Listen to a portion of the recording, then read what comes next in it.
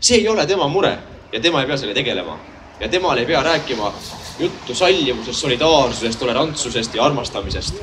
Tema armastabki ja tema armastab enda riiki ja oma rahvast.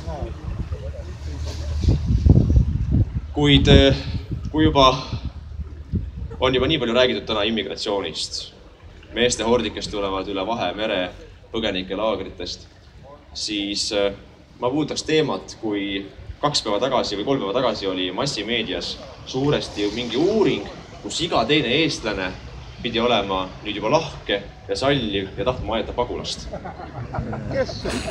No mina siis mõtlesin, et kui keegi tuleks küsiks minu käest, et kas sa tahad aidata pagulast, siis ma ütleks, loomulikult tahan. Ma arvan, et me kõik ütleme, jah, loomulikult me tahame. Kui me defineerime ära, kes on pagulane ja kuidas me aitame.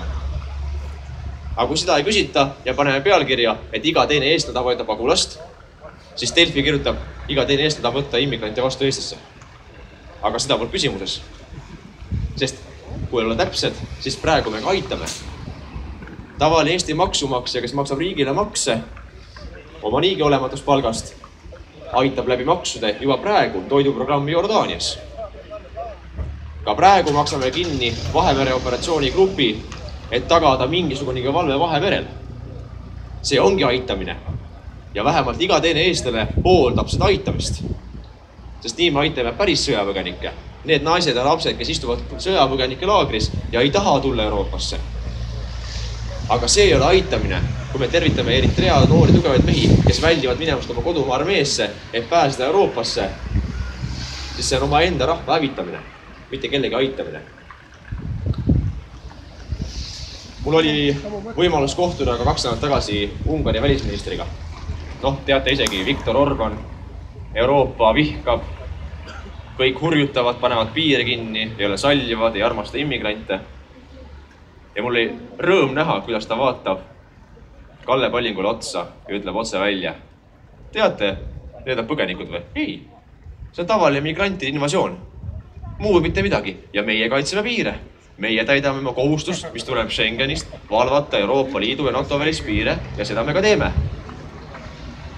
Ja sel ajal, kui mõni minister hurjutab siin Eesti rahvast massimeedias, et tema tuleb häbi, piinlikkust, me oleme jube sallimatud, siis samal ajal öelda otse Ungari välisministrile välja, et tead, sa oled rassist ja sa pole üldse salliv ja tolerantne. Kuidas sa julged rääkida niimoodi? Kõik noogutavad viisakalt ja loomulikult. Ja ma austan sind. Pugejad. Meie valitsus ongi pugeja. Aga see, mida mina tegin muidugi, ma hüppasin siis härra välisministri juurde, mõtlesin, et teate, kurat, õiget asja ajate.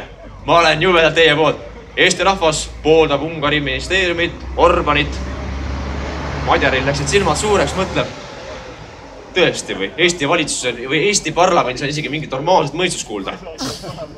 Mõtlesin, jaa, täpselt. Tegelikult on see kõlav väga tugev ja tegelikult on väga suur toetus. Seega ära pane tähele, mida räägib sulle siin meie Pallingukene või mida räägib sulle Taavikene.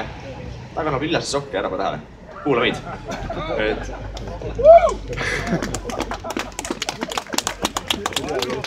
Ja sealt kaudu me jõuame veel uue teemani, milleks on Ida-Euroopa. Olen kuulnud siis korduvalt ka peaministri käest, et Ida-Euroopas, et me ei taha olla Ida-Euroopa ju. Mingid poolakad või, kes teevad mingid riigipöörded ja võtavad Euroopa Liidu lippe maha kuskilt kabineti istungitelt. Ei, me oleme ikka euromeelsed. Me tahame sakslasi aidata. Steinmeier tuleb ütleb, kui ei võta vastu, saad sanktsioonid kaela, eestlane vaatab ja loomulikult.